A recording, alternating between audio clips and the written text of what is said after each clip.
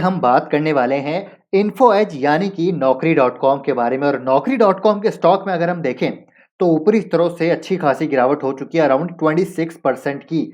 तो यहाँ पर ये गिरावट क्यों हुई है, इसके पीछे क्या कारण है, इस वीडियो में दोस्तों आपको मैं बताने वाला हूँ। और हमारी क्या रणनीति रहनी चाहिए इन्फो एज के स्टॉक में, क्या हमको यहाँ पर बाय करना चाहिए, सेल करना चाहिए, होल्ड करना चाहिए, क्या हमारी यहाँ पर स्ट्रेटेजी रहना चाहिए, इस वीडियो में आपको मैं डिटेल में समझाने वाला हूँ, ताकि दोस्तों आपके सारे डाउट्स यहाँ पर क्लियर हो जाएं। तो सबसे पहले अगर हम बात करें यहाँ पर क्यों गिरावट हो रही है, उसके पीछे के रीजंस दोस्तों मैं यहाँ पर बताना चाहूंगा। जो मेरा अजम्पशन है वो है दोस्तों यहाँ पर कि ज़ोमैटो और जो पॉलिसी बाजार है, जो इसकी इन्वेस्टिंग कंपनीज हैं, उनमें लगातार हमको गिरावट देखने को मिल रही है। अगर आप देखें ज़ोमैटो का स्टॉक ऊपरी स्तरों से अराउंड 16% करेक्ट हो चुका है। अगर यहाँ हम देखें तो 16 नवंबर से ये स्टॉक लगातार हमको गिरावट दिखा रहा है। तो ये एक रीजन हो सकता है, क्योंकि देखिए दोस्तों, जो इनकी वैल्यूएशंस थी डेफिनेटली काफ़ी हाई वैल्यूएशंस पे ये जो कंपनीज़ हैं हमको लिस्ट होती हुई देखने को मिली। उसके बाद ज़ोमैटो तो कंसोलिडेट कर रहा है कई टाइम से, लेकिन अगर मैं पॉलिसी बाज़ार की बात करूँ, तो पॉलिसी बाज़ार की वैल्यूएशंस भी दोस्तों काफ़ी ज़्यादा थी। और अगर आप देखें तो ये स्टॉक भी ऊपरी स्तरों से 21% करेक्शन हो चुकी है इसमें। प्योर प्रॉफिट बुकिंग यहाँ पर हमको देखने को मिल रही है। तो ये भी आप देखेंगे तो करीब-करीब 18 नवंबर से स्टॉक भी हमको गिरता हुआ दिखाई दे रहा है। तो अगर आप नौकरी डॉट कॉम के चार्ट को देखें, तो यहाँ पर भी अगर आप देखें दोस्तों, करीब-करीब 17 नवंबर से ये स्टॉक भी हमको लगातार गिरता हुआ देखने को मिल रहा है। तो जैसे-जैसे इनकी स्टॉक जो इन्वेस्टिंग कंपनीज़ हैं, उनमें गिरावट आ रही है, मुझे लगता है ये एज़ ए होल्डिंग कंपनी दोस्तों इसके वैल्यूएशंस भी एडजस्ट होते हुए नज़र आ रहे हैं। तो ये एक रीज़न हो सकता है इन्फो एज के स्टॉक में हमको गिरावट देखने को मिल रही है। लेकिन क्वेश्चन ये आता है कि क्या हमको इस गिरावट में इस स्टॉक को बेच देना चाहिए या नहीं?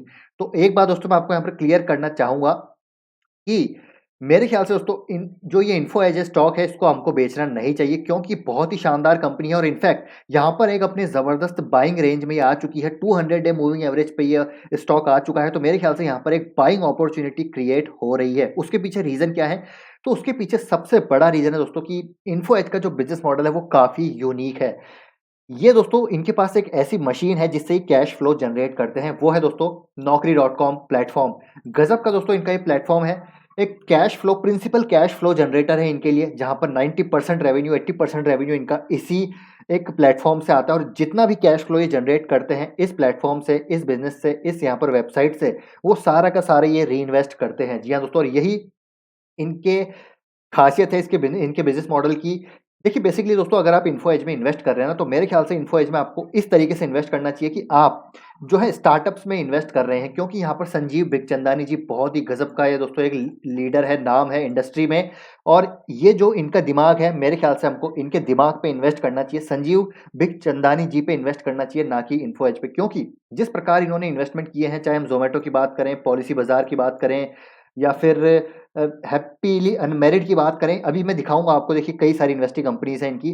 तो ये जो है आप देखिए यूनिकॉर्न बनते हुए जा रहे हैं। और दोस्तों इन्फो एज ऐसी कंपनीज़ में इन्वेस्ट कर रहा है जो फ्यूचर की मल्टी बैगर यूनिकॉर्न कंपनीज़ बन सकती है। जी हाँ दोस्तों, क्योंकि इनको आइडिया है कि कहाँ इन्वेस्ट करना है, कहाँ नहीं करना है। और ये इन्होंने करके भी दिखाया है, प्रूवन ट्रैक रिकॉर्ड है इन्फो एज का, कि ये कंपनी जो है बहुत ही गजब की इन्वेस्टमेंट करती है। जितना भी कैश फ्लो ये जनरेट करती है, उसको लगातार अपने बिजनेस में रीइन्वेस्ट करती है, लगातार नए स्टार्टअप्स में रीइन्वेस्ट करती है। और वो स्टार्टअप्स लगातार यूनिकॉर्न बनते हुए नजर आ रहे हैं। और दो उसमें से दोस्तों लिस्ट भी हो चुके हैं, पॉलिसी बाजार जैसा एक गजब का बिजनेस, और एक जोमेटो जैसा गजब का बिजनेस। तो डेफिनेटली आपको बिजनेस में इन्वेस्ट करना चाहिए, संजीव बिखचंदानी जी में इन्वेस्ट करना चाहिए। तो मेरे ख्याल से यहाँ पर एक नई बाइंग अपॉर्चुनिटी क्रिएट हो रही है। 200 दिन के मूविंग एवरेज पे ये स्टॉक आ चुका है।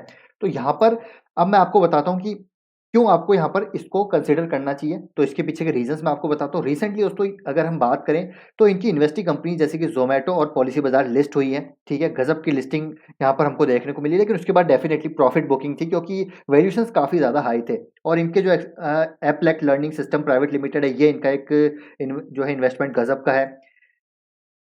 ईटी चेसिस मार्केटिंग, ये एक है इनका इन्वेस्टमेंट। किनोबियो सॉफ्टवेयर, हैप्पीली अनमैरिड, ये दोस्तों आपने ज़रूर नाम सुना होगा। उस्त्रा के प्रोडक्ट्स अगर आप यूज़ करते हैं, तो उस्त्रा दोस्तों इन्हीं का ही ब्रांड है। हैप्पीली अनमैरिड के ब्रांड के अंडर ही उस्त्रा का प्रोडक्ट बिकता है। काफ़ी गज़ब का एक ये जो है ये एक मर्चेंडाइज़ है इनकी। Canvera digital technologies, Mint Bird technologies, Green Leaves, Rare Media. तो ये कुछ इन्वेस्टमेंट्स हैं जिनके हमको डेफिनेटली आगे फ्रूट मिलते हुए देखने को मिलेंगे। और रिसेंटली अगर बात करें, तो इन्होंने 370 करोड़ अपनी 6 सब्सिडरीज़ में रीइन्वेस्ट किए हैं, ताकि वो उनकी फाइनेंशियल कंडीशन अच्छी हो सके और वहाँ पर और ज़्यादा वो उनसे रेवेन्यू जनरेट कर पाएँ, तो ये एक चीज़ है। साथ ही में इन्होंने अभी 30 करोड़ यहाँ पर ग्रे टिप सॉफ्टवेयर में इन्वेस्टमेंट किए हैं। बेसिकली एक SaaS सॉफ्टवेयर है, बेसिकली ह्यूमन रिसोर्स और पेरोल सपोर्ट करता है, ठीक है? उससे अभी हाल ही में 4B में इन्होंने इन्वेस्टमेंट किया है, करीब 49.82% यहाँ पर एक्वायर इन्होंने किए हैं। 4B क्या करती है? 4B दोस्तों एक ये बेसिकली जो है रियल एस्टेट डेवलपर्स के लिए यहाँ पर ये एक तरह का प्लेटफ़ॉर्म है। तो अगेन रियल एस्टेट वाला जो इनका 99 एकड़ वाला जो इनका प्लेटफ़ॉर्म है, उसको यहाँ पर मजबूती मिलती हुई देखने को मिलेगी। तो ये सारी चीज़ें हैं, इसीलिए दोस्तों यहाँ पर Naukri.com एक गज़ब का यहाँ पर बिज़नेस मॉडल है। अगर हम शेयर होल्डिंग पैटर्न देखें, तो यहाँ पर प्रमोटर्स के पास 38.40 है, हालाँकि थोड़े बहुत कम हुए हैं क्योंकि इन्होंने रिसेंटली QIP किया था, करीब 750 करोड़ का, आपको पता होगा, मैंने वीडियो भी बनाया था। उसके बाद अगर देखें एफआईआईज़ की लगातार यहाँ पर होल्डिंग बढ़ रही है, पिछले 2 क्वार्टर से। डीआईएस की लगातार होल्डिंग बढ़ रही है, पब्लिक के पास भी अच्छा यहाँ पर 10% की स्टेक है। तो ये कंपनी दोस्तों ओवरऑल काफ़ी अच्छी है। अगर आप प्रॉफिट ऑन कैश फ्लोज़ देखें, पीएनएल देखें, बैलेंस शीट देखें, काफ़ी गज़ब की कंपनी है। तो मुझे लगता है यहाँ पर एक बाइंग अपॉर्च्युनिटी आ रही है। लॉन्ग टर्म का अगर आपका नज़रिया है, तो संजीव बिखचंदानी जी और Naukri.com और इनके जो स्टार्टअप्स में इन्वेस्टमेंट करने का दोस्तों ये जो एक इनके पास एक्सपीरियंस है, मुझे लगता है कि ये एक गज़ब का यहाँ पर एक यूनिक बिज़नेस मॉडल है, इंटरनेट कंपनी है, प्लेटफ़ॉर्म बिज़नेस है।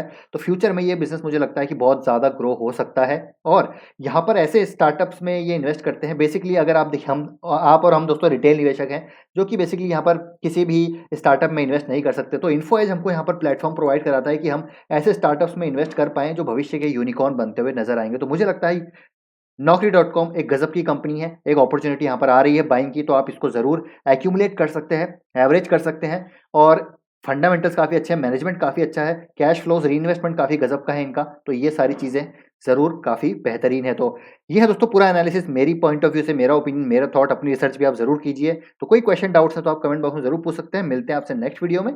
Till then take care, bye bye.